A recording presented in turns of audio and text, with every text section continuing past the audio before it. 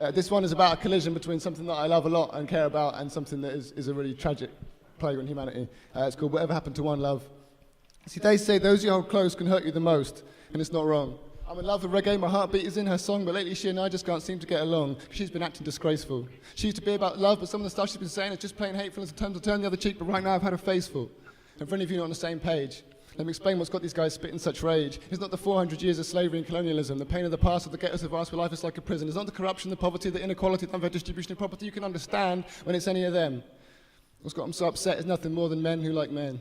And they've got so many real problems to deal with. It makes me sick, but they're still so stressed by what man does with his dick, and now you're telling me it's not natural because it doesn't make a baby. Brother, please. Neither does your lady when she heads downtown. Neither does your ham when your lady's not around. Neither does wearing rubbers, but Africa's doomed if brothers don't start going undercover. And don't you think they got enough on their plate without you spreading this virus of hate? And how can you condone such behaviour?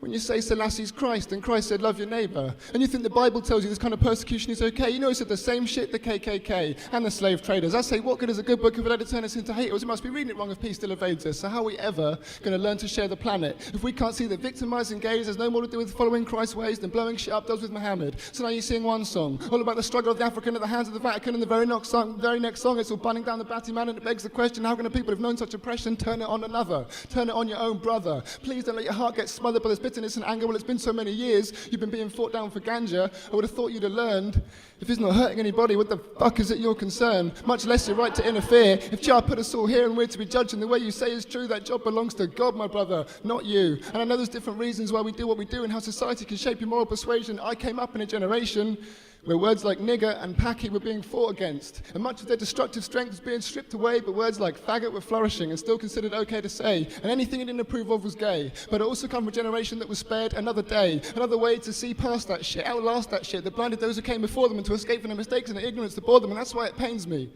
to hear this music that touched me and changed me start acting so strangely. And plainly, one line of thinking is, if you don't like it, well, just don't listen to it. But I say, fuck that, man, I happen to love your music, and I'm going to deprive myself just because you abuse it. So I suppose the real point of my verse is I just want to know which one came first. Did the art reflect the culture, or is it the reverse? Or maybe it's both, or maybe it's a choice. For them, for us, for you, for me, for anybody with a voice. Thank you all very much.